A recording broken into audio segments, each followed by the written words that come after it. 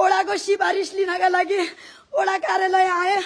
ओडा कार्यालय आउँदै गर्दाखेरि एउटा सिफारिस चाहियो मैले, अङ्कल हामी एउटा संस्था दर्ता गर्दै थियौँ भनेर तैँले जनप्रतिनिधि बोलाउनु पर्छ, तेरो हो यो ओडा, तू जान्छै जा यो ओडामा के अरे जतिले पनि सेयर गरिदिनु होला, किनकि मैले रासोपाको कहिल्यै पनि प्रचार गरेको छैन।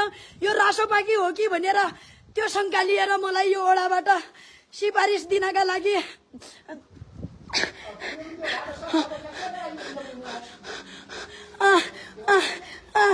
मैले यस्ता यस्ता शब्द बोलेका छन् ओडा अध्यक्षले।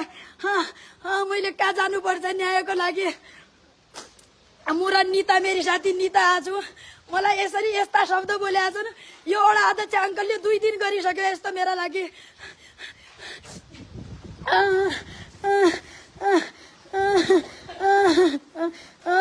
के लिनुपर्छ, कस्तो लिनुपर्छ?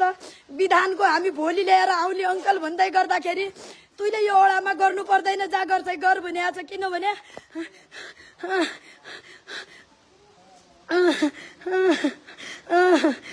दर्ता पनि गरेको थिएन।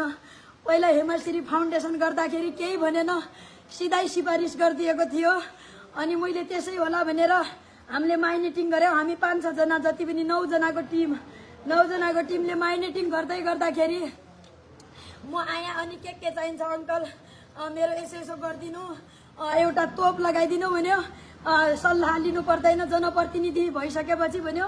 अनि अङ्कल जनप्रतिनिधि भएपछि सल्लाह लिनुपर्छ, तल सिग्नेचर गर्नुपर्छ अरे। अब भोलि त्यो गरौँला, विधि विधान भोलि ल्याउँला। अब अहिले निता आएकी छ धनगढीबाट, तपाईँ एउटा सिफारिस गरिदिनु, अनि भोलि चाहिँ हामी लिएर आउँला भन्दाखेरि मैले भिडियो बनाएकी छु। त्यति भन्दाखेरि त्यति भने हो, तँ घुमी खानी, तँ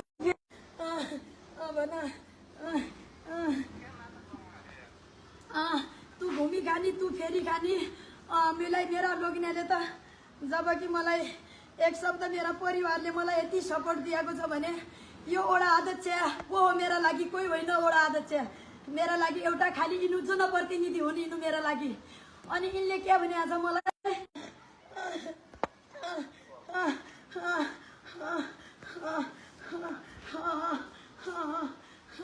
यस्तो छ होइन दाजु, एउटा मैले संस्था, म यतिसम्म मैले काम गरेँ हेमाश्री फाउन्डेसनको नामबाट। अनि एउटा ओडामा संस्था दर्ता गरेर अनि सिफारिस के भन्यो भने जिल्ला प्रशासनबाट एउटा ओडामा सिफारिस ल्याउनु, अनि भइहाल्छ भन्यो। अनि एउटा तोप लगाइदिनु, अङ्कलले ओडाबाट सिफारिस लिनुपर्छ भने 9 जनाको टिम राखेर रात दिनभरि म अनि एउटा सिफारिस गर्नको लागि मलाई सिफारिस गरिदिनु।